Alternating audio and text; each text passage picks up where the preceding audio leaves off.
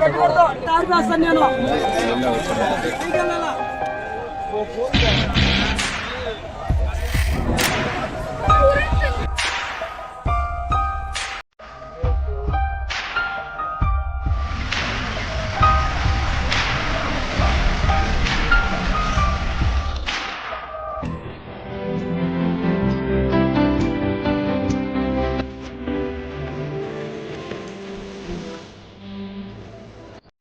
Guys, welcome back to my YouTube channel. So ಎಲ್ಲರೂ ಹೇಗಿದ್ದೀರಾ? Hope ಎಲ್ಲರೂ ತುಂಬ ಚೆನ್ನಾಗಿದ್ದೀರಾ ಅಂತ ಅಂದ್ಕೊಳ್ತೀನಿ.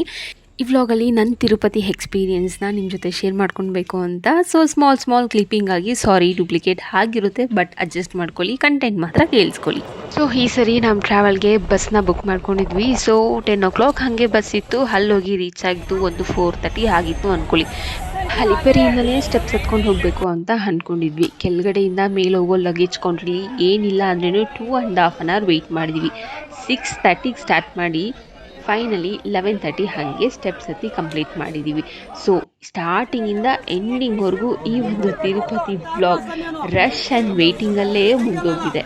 ನನ್ನ ಓವರ್ ಕಾನ್ಫಿಡೆನ್ಸ್ ನೋಡಿ 600 ಸ್ಟೆಪ್ಸ್ ಹತ್ತೋ ಅಷ್ಟದಲ್ಲಿ ನನ್ನ ಎನರ್ಜಿ ಲೆವೆಲ್ ಅಂತೂ ಫುಲ್ ಡೌನ್ ಆಗಿತ್ತು. ನಾನು ಫಸ್ಟೇ ರಮೇಶ್ಗೆ ಹೇಳಿದ್ದೆ, ನಾನೆಲ್ಲ ಆರಾಮಾಗಿ ಹತ್ತೀನಿ, 2.5 hour 2-3 hour ನಾನು ಕಂಪ್ಲೀಟ್ ಮಾಡ್ತೀನಿ ಅಂತ. ಆಮೇಲೆ ಗೊತ್ತಾಗಿದ್ದು 6 to 11:30ವರೆಗೂ ಆ ಸ್ಟೆಪ್ಸ್ನ ಹತ್ತಾನೆ ಇದ್ದೀವಿ.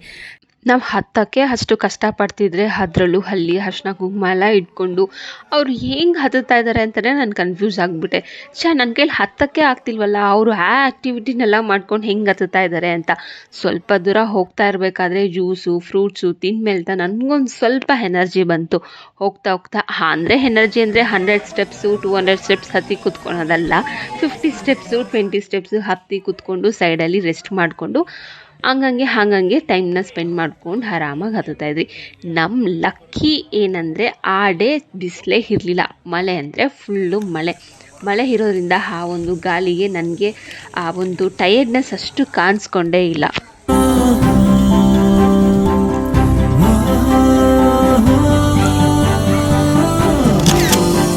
ಫ್ಯೂಚರಲ್ಲಿ ಮನೆ ಕಟ್ಟೋಕ್ಕೆ ಇವಾಗಲೇ ತಿರುಪತಿಯಲ್ಲಿ ಬೇಸ್ಮೆಂಟ್ ಹಾಕಿ ಬಂದಿದ್ದೀನಿ.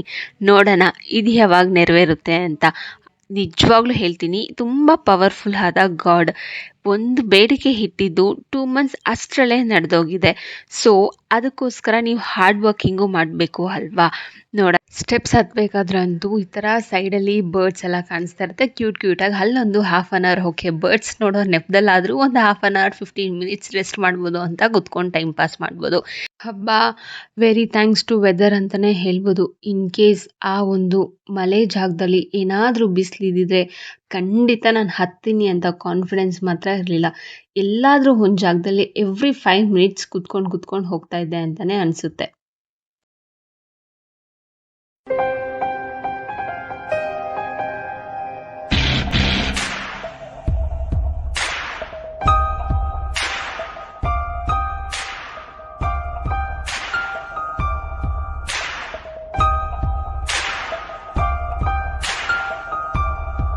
ನಾವು ಎವ್ರಿ 50 ಮತ್ತು 100 ಸ್ಟೆಪ್ಸ್ಗೂ ಏನಾದ್ರು ತಿನ್ಕೊಂಡು ಕುಡ್ಕೊಂಡು ಎನರ್ಜಿ ಬೂಸ್ಟ್ ಮಾಡಿಕೊಂಡು ಸ್ಟೆಪ್ಸ್ ಹತ್ತಿದ್ರೆ, ಇನ್ನು ಸ್ವಲ್ಪ ಜನ ಅಂತೂ ಫಾಸ್ಟಿಂಗಲ್ಲೇ ಜಸ್ಟ್ ನೀರು ಮಾತ್ರ ಕುಡ್ಕೊಂಡು ಹೆದರ್ತಾರೆ.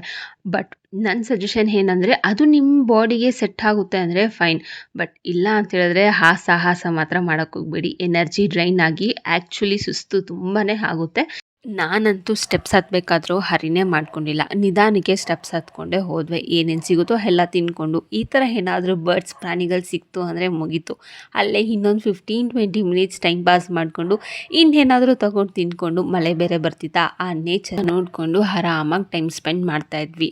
ಬಟ್ ನೀವು ಎಷ್ಟೇ ಹರಿಯಾಗೋದ್ರೂ ಹೆಂಗಿದ್ರೂ ಶೆಡ್ಡಲ್ಲಿ ಕೂಡ ಹಾಕೋದು ಇದ್ದಿದ್ದೆ ಅಂತೇಳ್ಬಿಟ್ಟು ನನ್ನ ಮೈಂಡಲ್ಲಿ ಫಿಕ್ಸ್ ಆಗಿತ್ತು. So finally here completed 3560 or 50 ನೆನಪಿಲ್ಲ ಸ್ಟೆಪ್ಸ್ ಕಂಪ್ಲೀಟೆಡ್.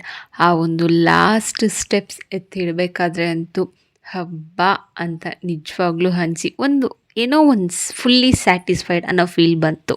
ಇಷ್ಟಕ್ಕೆ ತಿರುಪತಿ ಮುಗ್ದಿಲ್ಲ, ಇನ್ನೂ ದರ್ಶನ ಬಾಕಿ ಇದೆ. ದರ್ಶನಕ್ಕೆ ಹೋಗಬೇಕು ಅಂತ ಬೇಗ ಫ್ರೆಶ್ ಆಗಿ ಹೋಗೋಣ ಅಂತಲೇ ಪ್ಲ್ಯಾನ್ ಮಾಡಿದ್ವಿ. ಬಟ್ ಆ ಡೇ ಸ್ಯಾಟರ್ಡೆ ಆಗಿರೋದ್ರಿಂದ ನಮಗೆ ನೈಟ್ ದರ್ಶನ ಸಿಕ್ಕಿಲ್ಲ. 6 o'clockಗೆ ಕ್ಲೋಸ್ ಮಾಡಿಬಿಟ್ರು. ಬಿಕಾಸ್ ಸ್ಯಾಟರ್ಡೆ ತುಂಬ ರಶ್ಶು, ತುಂಬ ಜನ ಒಳಗಡೆ ಆಲ್ರೆಡಿ ದರ್ಶನಕ್ಕೆ ಫುಲ್ ಆಗಿತ್ತು. ಸೊ ಅನೌನ್ಸ್ಮೆಂಟ್ ಆಯಿತು, ದರ್ಶನ ಕ್ಲೋಸ್ಡ್ ಅಂತ. ಸ್ಟೆಪ್ಸ್ ಹತ್ತಿ ತುಂಬಾ ಟಯರ್ಡ್ ಆಗಿತ್ತು. ಸೊ ಇನ್ನೇನು ಮಾಡೋದು, ಓಕೆ ಅಂತ ಕರ್ನಾಟಕ ಸ್ಟೇಟಲ್ಲೇ ರೂಮ್ ಬುಕ್ ಮಾಡ್ಕೊಂಡು ಅಲ್ಲೇ ಸ್ಟೇ ಆಗಿ ಸಂಡೇ ಮಾರ್ನಿಂಗ್ 3 o'clockಗೆ ದರ್ಶನಕ್ಕೆ ಹೋಗಿದ್ದು. ನಮಗೆ ಫೈನಲಿ ದರ್ಶನ ಸಿಕ್ಕಿದ್ದು 11 o'clockಗೆ. ಎಷ್ಟು ಅವರ್ ಆಯ್ತು ಹೇಳಿ? 18 hours ಆದಮೇಲೆ ದರ್ಶನ ಗೈಸ್. ಅಪ್ಪ ಅಂತ ಅನ್ನಿಸ್ತು. ಆ ಒಂದು 18 hours ವೆಯ್ಟ್ ಮಾಡಿ ಒಂದು 5 to 10 seconds ಗಾಡ್ನ ನೋಡಿದ್ದು ಒಂಥರ ಸ್ಯಾಟಿಸ್ಫ್ಯಾಕ್ಷನ್. ಆ ಫೀಲ್ನ ಎಕ್ಸ್ಪ್ರೆಸ್ಸೇ ಮಾಡೋಕ್ಕಾಗಲ್ಲ ನೋಡಿ. ಅಪ್ರಾಕ್ಸ್ ನೈಟ್ 11:15, 11:30 ಅಷ್ಟರಲ್ಲಿ ದರ್ಶನ ಆಯಿತು. ಸ್ಟ್ರೈಟಾಗಿ ಲಡ್ಡು ತೊಗೊಂಡು ಅಲ್ಲಿಂದ ಸ್ಟ್ರೈಟಾಗಿ ನಾವು ರೂಮ್ಗೆ ಹೋಗಿ ಏನಿಲ್ಲ ಅದನ್ನು 1-2-3 hours ಅಷ್ಟೇ ರೆಸ್ಟ್ ಮಾಡಿ 5 o'clockಗೆ ನಾವು ಬ್ಯಾಂಗ್ಳೂರಿಗೆ ಬರೋಕ್ಕೆ ರೆಡಿ ಆದ್ವಿ. ಅಪ್ರಾಕ್ಸ್ 5 o'clock ಏನೋ ಬಸ್ ಇತ್ತು ಮತ್ತು ರಿಟರ್ನ್ ಬಸ್. ನಾವು ಆಲ್ಮೋಸ್ಟ್ ಬ್ಯಾಂಗ್ಳೂರು ರೀಚ್ ಆಗಿದ್ದು 1:12 ಸಮಥಿಂಗ್ ಲೈಕ್ ದಟ್. ನಂಗೆ ಅಷ್ಟು ನೆನಪಿಲ್ಲ. ಆಫ್ಟರ್ನೂನ್ ನನಗೆ ರೀಚ್ ಆದ್ವಿ. So finally A couple Tirupati vlog ಅಂತಲೇ ಹೇಳ್ಬೋದು. ಆ್ಯಕ್ಚುಲಿ ನಾವು ಪ್ಲ್ಯಾನ್ ಮಾಡ್ಕೊಂಡು ಹೋಗಿದ್ದೆ ಒಂದು, ಬಟ್ ಅಲ್ಲಿ ಆಗಿದ್ದು ಇನ್ನೊಂದು. ನಾವು ಫಸ್ಟು ವರಾಹಿಗೆ ಹೋಗಿ ಆಮೇಲೆ ತಿರುಪತಿ ದರ್ಶನ ಮಾಡಿಕೊಂಡು ಕಾಲಹಸ್ತಿಗೆ ಹೋಗೋಣ ಅಂತ ಅಂದ್ಕೊಂಡು ಹೋಗಿದ್ದು. ಅದಕ್ಕೆ ಅಂತ 3 days ಪ್ಲ್ಯಾನ್ನ ಮಾಡ್ಕೊಂಡು ಹೋಗಿದ್ದು.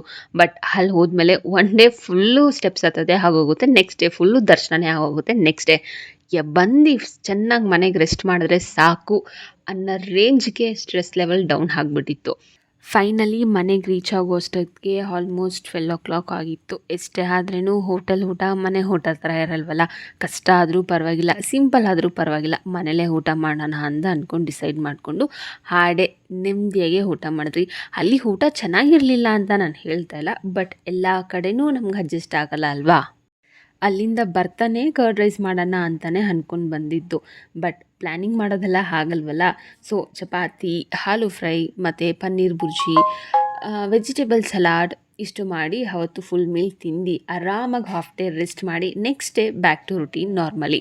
ಸೊ ಇಷ್ಟರಲ್ಲಿ ನಾನು ಏನು ಸಜೆಸ್ಟ್ ಮಾಡ್ತೀನಿ ಅಂದರೆ, ನಾವೊಂದು ಮಿಸ್ಟೇಕ್ ಮಾಡಿದ್ದು ಏನಂದರೆ ವೀಕೆಂಡಲ್ಲಿ ನಾವು ತಿರುಪತಿ ವಿಸಿಟ್ ಮಾಡಿದ್ದು. ಬಟ್ ನನ್ನ ಸಜೆಷನ್ ಏನಂದರೆ, ವೀಕ್ ಡೇಸಲ್ಲಿ ವಿಸಿಟ್ ಮಾಡಿದ್ರೆ 2-3 ಸತಿ ದರ್ಶನ ಮಾಡಿದ್ದವರು ಇದ್ರಂತೆ. That's okay, fine. ಎಲ್ಲ ರೀತಿ ಎಕ್ಸ್ಪೀರಿಯೆನ್ಸ್ ಆದ್ರೇ ನೆಕ್ಸ್ಟು ನಾವು ಕರೆಕ್ಟಾಗಿ ಪ್ಲ್ಯಾನ್ ಮಾಡ್ತೀವಿ ಅಲ್ವಾ. So finally we are end to our vlog. ಇದೇ ಥರ ನನ್ನ ವ್ಲಾಗ್ ಮತ್ತು ಶಾರ್ಟ್ಸ್ನ ನೋಡಿ ಸಪೋರ್ಟ್ ಮಾಡ್ತಾಯಿರಿ. Thanks for watching. ಹಾಗೆ ಇನ್ನೊಂದು ವೀಡಿಯೋದಲ್ಲಿ ಇನ್ನೊಂದು ಇಂಟ್ರೆಸ್ಟಿಂಗ್ ಆಗಿರೋ ಟಾಪಿಕ್ ತೊಗೊಂಡು ಬರ್ತೀನಿ. ಅಲ್ಲಿವರೆಗೂ ನೀವು ನಮ್ಮ ಚಾನಲ್ನ ಸಬ್ಸ್ಕ್ರೈಬ್ ಮಾಡ್ಕೊಳ್ಳಿ, ಶೇರ್ ಮಾಡಿ, ಕಮೆಂಟ್ ಮಾಡಿ. See you on next video. Bye bye, take care.